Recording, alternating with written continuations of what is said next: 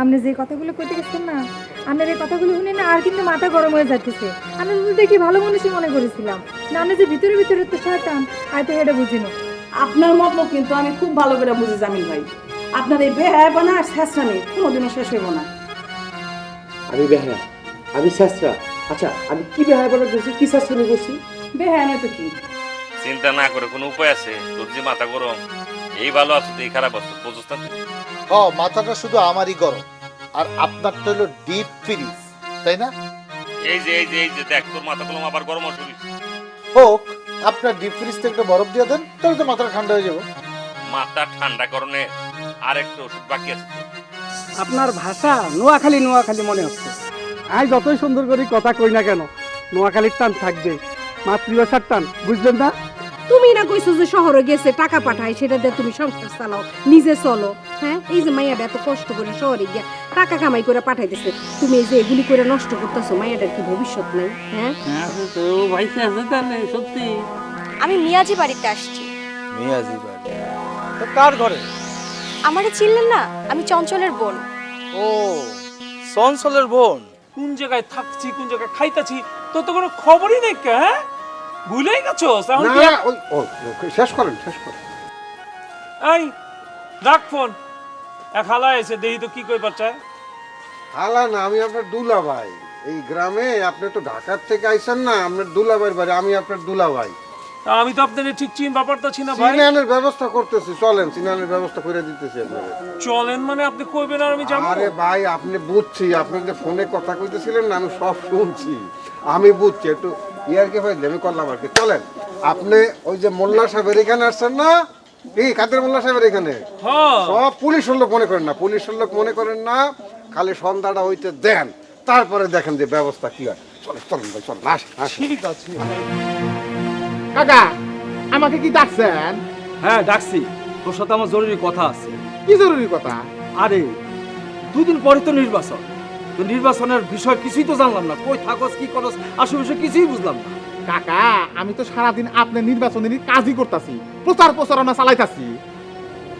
দেখব কাকা, আপনি হইলেন ভবিষ্যৎ চেয়ারম্যান, আমাদের এই গ্রামের মাথা। আপনার সাথে কি এই আমার মতো হারাদন বৈশার পারে? আরে সব ভুলা যা, তুই হইলে কি আমার বাইস্তা। ব ব ব ব এখন এ বাহ, এবার নির্বাচনের হালচাল কি? কাকা, নির্বাচনের যে হালচাল, খালি আপনার জয় জয়কার। চন্দন গাতি গেছি, খালি আপনার নাম। গারামাসি গেছি, হেনেও আপনার নাম।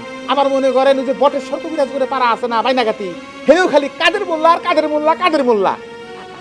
আপনি যে কুকীর্তি আছে না, পুরুষ মানুষ হয়তো কিছু একটা জানে আর কি, কিন্তু মেসাল পাল সেরা আপনাকে একবারে ওই যে রাজ কাপুর ভাবে, মানে বাংলাদেশের যে চিরজগৎ আছে না, কি জানি কয় নায়ক বুলবুল আকমত আছে না, মানে বুলবুল আহমেদের কথা আপনি ভাবে। শোন, এই বাদ দেশ কথা, মানে তোর কথা শুনা মনে হইতেছে যে আমি পাশ করে গেছি। আরে আপনি তো পাস করবে, হ্যাঁ, আপনি তো চেয়ারম্যান হয়ে যাবেন গা, খালি এখন সময়ের অপেক্ষা। কিন্তু ওই আলতাইবা যেভাবে ঘুরতাছে তাতে তো আমার ভয় করতেছে। কোনো ভয় নাই, আমি একটা কাজ করতে চাইতেছি। এই যে আলতাবের যে বিয়া করছে না, ওই যে একটা বউ আইসেছে, এই বউ কোত্থেকে নাকি থেকে দৈরা নিয়ে আইছে, এই বউটো নিয়ে আলতাবকে নিয়ে একটা থাকে না ব্যাপার স্যাপার আর কি, একটা চক্রান্ত কিন্তু করা যায়। এটা আপনি ইচ্ছে করলে কিন্তু করতে পারেন। ভালো একটা কথা বলছিস, এটা তো একটা গুরুত্বপূর্ণ কথা। মাইয়ার পরিচয় জানলাম না, হুট করে বিয়া করে লই আইছে, ভালো একটা কথা বলছিস তো। এটা লই আমার একটা প্রচারণা করতে হবে, কিন্তু সেটা কে করবো, আমি না তোরা? আমরা করবো। হ্যাঁ, তুই, ওই যে আমার হেসকি মসজিদ, ওরাই তো সব প্রচার করবো।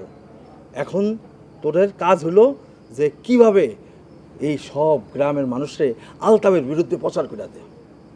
আলতাবের বিরুদ্ধে তো প্রচার করা যায় সেটা পিছন থেকে, কিন্তু সামনাসামনি যদি আমি প্রচার করি, যদি জানে যে হারাদন আমার বিরুদ্ধে এই প্রচারগুলা করতেছে, আলতাব কিন্তু আমাকে কিন্তু দাও দিয়া কবি আমি রেও ফেলা দেব। আরে হারাদন, এই কাদের মোল্লারে তুই চিনস না। এই কাদের মোল্লার হাত যে কত লম্বা তা তুই জানস না। ওরে একেবারে জাগা মতন পাঠাইয়া দেব। আমি জানি আপনার হাত মেলা লম্বা। এই জন্য তো কই আপনি যদি চেয়ারম্যান হইতে পারেন তাহলে আমার কিন্তু অনেক লাভ। ওই যে সরকারি বিভিন্ন গম টম আইসে না, স্লিপ টিলিপ আইসে না, এসব আমি একটু লেনদেন টেনদেন করলাম, আমার কিছু থাকলে ওটা একটু। সেটা তো দেখা যাবে, কিন্তু সেটা তো এখন কথা না। কথা হলো যে আগে পাশ করা, নির্বাচনে পাশ করা। এখন তোদের যে কাজটা দিছি আমি, সেই কাজটা একদম জাগা মতন ঘরে ঘরে ঘরে ঘরে আলতাফের বিরুদ্ধে প্রচার চালাই। আলতাফের বিরুদ্ধে প্রচার করমু, আপনার ভোটও খুব সংগ্রহ করমু। কাকা আমার একখান কথা হলো কি, মানে আপনার বৌমা আমার বউ খালি বারে বারে কয় কি যে যদি কাকা পাশ করে যায় তাহলে আমরা কিন্তু একটু ঢাকার গুলিস্থানে ঘুরবেন দিকে যাবো, আপনি কিন্তু খরচপাতি দিবেন। সেটা না হয়, আরে খরচপাতির কথা কস কেন? খরচপাতি কি আমি দিতেছি না তোরে? না তা দেন, তা দেন। তো যখন যা লাগবো তাই নিবি, সেটাও যাবে, সেগুলি স্থান ঘুরে যাবে। কিন্তু কথা হলো গিয়া ওটা তো এখনকার কথা না, আগে আমার নির্বাচনের কাজ শেষ হোক। চেয়ারম্যান হওয়ার পরের কথা। হ্যাঁ হ্যাঁ হ্যাঁ, শোন, তোর এখন একটা কাজ, ওই হেসকি মসজিদে লইয়া প্রত্যেকটা ঘরে ঘরে যাইয়া আলতাফের বিরুদ্ধে অপপ্রচার শুরু করে দেয়।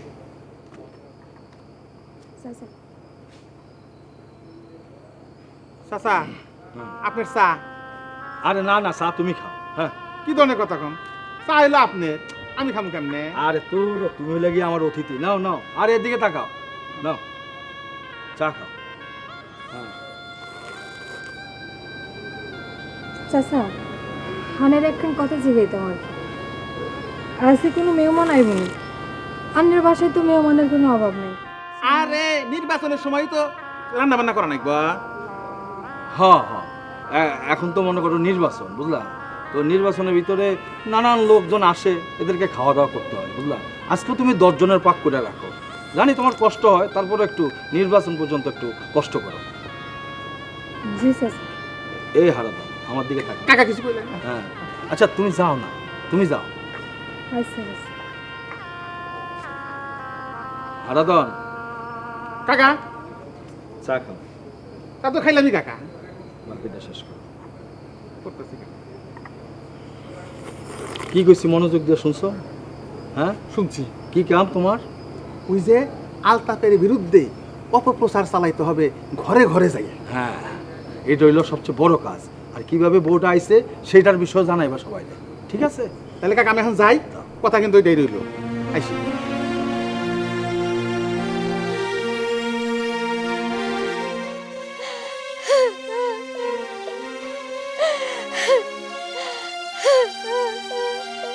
কি হয়েছে বাবু, কান্তাছো কি জন্য?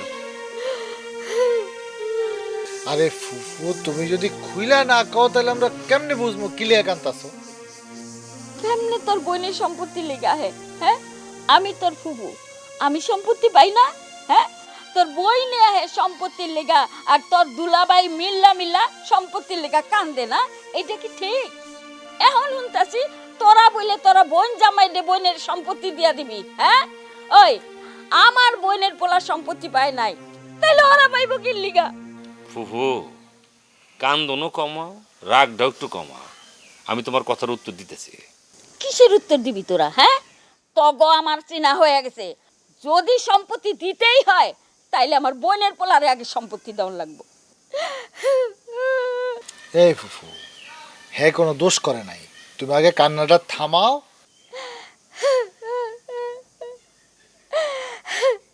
আমার বোন জন্মাইছে ছিল তোর তো সম্পত্তি নাই, আর বোনের পোলা না আইছে, আর একটু সম্পত্তি দে তোরা। হাল্লা কি তোকে কম দিছে? একটু দিলে কি হইব? কই বাজাইব? আর আমিও তো অনেক সম্পত্তি পাই, কই আমি কি আমার ভাগ চাইছি? এই ফুফু, হইছে কি এটা কত? কাউসারির কি আমরা সম্মান কম দিছি? এই তগো সম্মানের খেতা পড়ে ওর মাথাটা ফাটাইছে কে? হ্যাঁ, আমি বুঝি না মনে করছস? ভাইজান আপনি হ্যাঁ থামান তো, আমি যদি কিছু কই এখন আমার দৌড়ে নিতে পারি। কদিন ধরে এমনি আমার উপর ক্ষেপে আছে। আচ্ছা ফুফু, আমি একটা কথা কই, আমরা কাউসারের মাথা ফাটাতে যাবো কোন দুঃখে? আঙ্গুকে খাই দেয় কোনো কাম নাই। তুমি খামাখা কলম আঙ্গু সন্দেহ করতেছো। কাউসার কলম নিজের দোষী, নিজের মাথাটা হারাইছে। এক প্রকারে ওই যে চলাফেরা জায়গায় জায়গায় লোকে করছে, আলতা পাল্টা ব্যাগে লোক, ওইখান থেকে একটা ঘটনা ঘটতে পারে, যেটা আমার মনে হয়। সাধে কি কই যে তোগো মাথায় গিলু কম? এটা কাদের মোল্লার কাম। কাদের মোল্লা ভেজাল বাজাইয়া জমিটা হাত করতে চাইতেছে। কাউসার তব উপরে রাত মেরা কাদের মোল্লার কাছে জমিটা বেচা দিব। আমার বোনপুরটা কত ভালো, ও গোপনে জমি বেচে নাই, তখন কাছে আবদার করছে। এইটা ও ভালো কাজ করছে। বাবা রে, আমার বোনপুরটা রে কিছু টাকা দে, নগদ কিছু টাকা দে, নাইলে ওর অংশটা বেচা দে। আমি তো তোমার কাছে কোনো সম্পত্তি চাই না, আমি যেই কয়টা দিন বাচ্চা আছি খালি তোরা কোনো ভাত খাওয়াইনি চলবো রে বাপ। আমরা দিমু না এই কথা কইছি? এই কথা তো কই নাই। কই দিবি বললেও তো শিকার যাস নাই। ঠিক আছে ফুফু, তোমার কথা দিতেছি, আমরা কাউসারের সম্পত্তি কাউসারে বুঝাই দিব। হইছে এবার? সত্যি সত্যি দিবি তো, নাকি এর ভিতরে কোনো কারসাজি আছে? তোমার লগে জীবনে আমরা কোনোদিন মিছা কথা কইছি? না, তা কস নাই। আলহামদুলিল্লাহ। তাইলে আমি কাউসারের খবর পাঠাই। তুমি খবর পাঠাবে কেমনে? হ্যাঁ কও। আর আমরা যে খবর দিব হেটারও তো কোনো উপায় নাই, কাউসার তো তার বাড়িতে থাকে না। তাইলে এখন উপায় কি? তারই তো একটা খবর পাঠান দরকার। দরকার কি খবর দেওয়া নেই? কাউসার তো ভাই ভাই আঙ্গ বাড়িতে এমনি আবার আইবো, যখন আইবো আমরা নিজেরাই হ্যাঁ হাতে তার সম্পত্তি বুঝাই দিয়ে দেবো। তাহলে তো খুশি হবে নাকি? খুশি খুশি। সুন্দর করে ভাত খেয়ে নামাজ পড়ে শুয়ে থাকবে।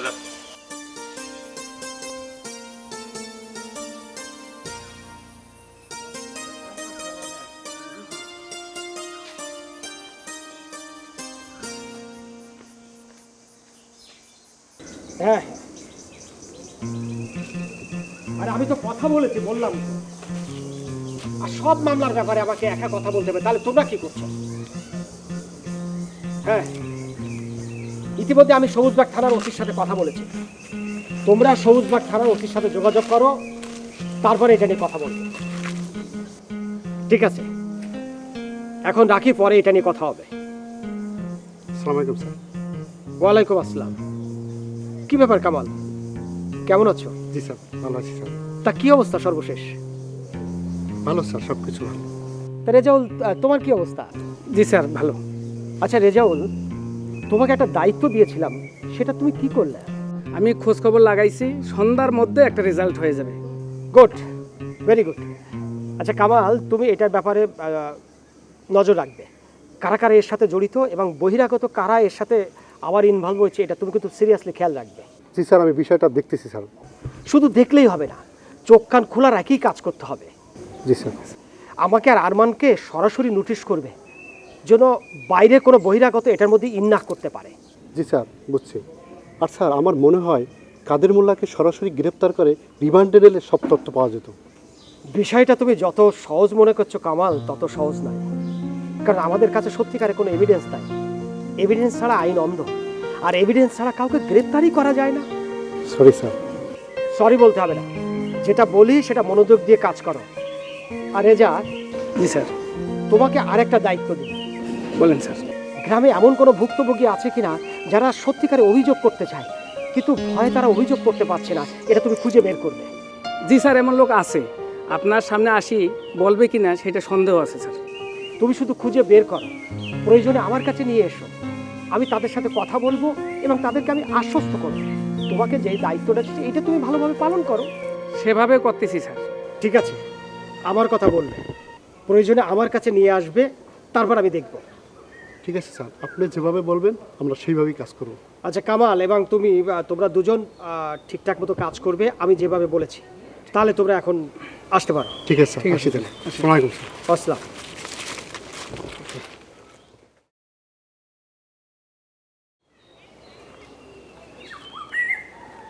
হ্যাঁ শোনো, আচ্ছা ঠিক আছে। টাইম নাই। এটা কি দেখছো? এই ইটটা যখন তোর মাথার মাছ বরাবর মেরে দেবো, টাইম কিন্তু ঠিকই বাইর হয়। ও দাদা, তুমি আমাকে ইট দিয়ে মারবে কে? হ্যাঁ, আমি কি করছি তোমার? ওই এটা নির্বাচনের মাঠে তুই কাদের মোল্লার কাজ করিস কেন? তুই নাকি কাদের মোল্লারে নিয়ে আমাকে সম্প্রদায় ঢুকছিলি, সবার কাছে ভোট চাইছো। দাদা, এটা কি ধরনের কথা কইলে? আমি কাদের মোল্লাক নিয়ে কাজ করবো না, কাক নিয়ে কাজ করবো? হে আমাকে টিহা পয়সা দেয়, আমাকে চালায়, আমি তাল হয়ে তো কাজ করবো। তুই সম্প্রদায়ের কথা একবার ভাববি না যে সবাই যা চাইতেছে আমারও তাই চাইতে হইব? সম্প্রদায়ের কথা ভাববো কে? খালি আমার আমার করিস না, আমরা আমরা করতে শেখ, আমাদের কথা ভাবতে শেখ, সম্প্রদায়ের কথা চিন্তা কর। দাদা তুমি যে সম্প্রদায়ের কথা কইতা চাও, সম্প্রদায়কে আমাকে খাওয়ায় না পড়ায়? সম্প্রদায় তোরে খাওয়ায়ও না পড়েও না, ঠিক আছে, কিন্তু তুই একা জঙ্গলে যা জীবনযাপন করতে পারবি, পরিবার নিয়ে থাকতে পারবি? তা ঠিক আছে। হ্যাঁ, তা অবশ্য পারবি না। শোন, এই যে আমরা একটা গোত্র, একটা এলাকায় একত্র থাকি, একটা ডাকাত ঢুকতে কিন্তু 3বার চিন্তা করবি যে ওইখানে গেলে ধরা পড়লে খবর আছে। একটা আইনত কোনো জটিলতা তৈরি হইলেও কিন্তু আমরা সবাই মিলে একসাথে সেটা প্রতিরোধ করি। সব কিছু মিলায় যে সম্প্রদায় যেখানে আছে সেখানে আমার থাকতে হবে, আমার ওই ছাড়া কোনো উপায় নাই, এটা তো মনে রাখতে হবে।